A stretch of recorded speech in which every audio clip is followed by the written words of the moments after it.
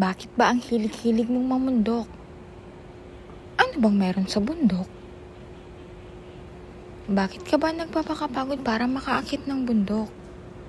Gumastos ka na, napagod ka pa. Ano bang klase yan? Itigil mo na yan. Wala kang mapapala dyan. Alam mo kung bakit gustong-gusto kong mamundok?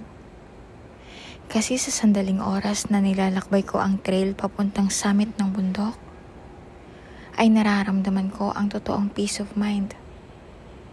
Nararamdaman ko ang panandaliang paglaya sa mundong mapaghusga na para ka nang walang ginawang tama. Dahil sa pamumundok ay nararanasan at naramdaman ko kung ano ang totoong ganda ng kalikasan. Dahil sa pamumundok ay natuto ako mag-appreciate ng mga maliliit na bagay na aking natatanggap sa buhay. Dahil sa pamumundok ay natutunan kong magiging masaya nang hindi nakadepende sa iba. Dahil sa pamumundok ay natutunan kong mag-isa, ngunit masaya. Ikaw, kaya mo yan. Subukan mo hanggat kaya mo pa. Subukan mo lang.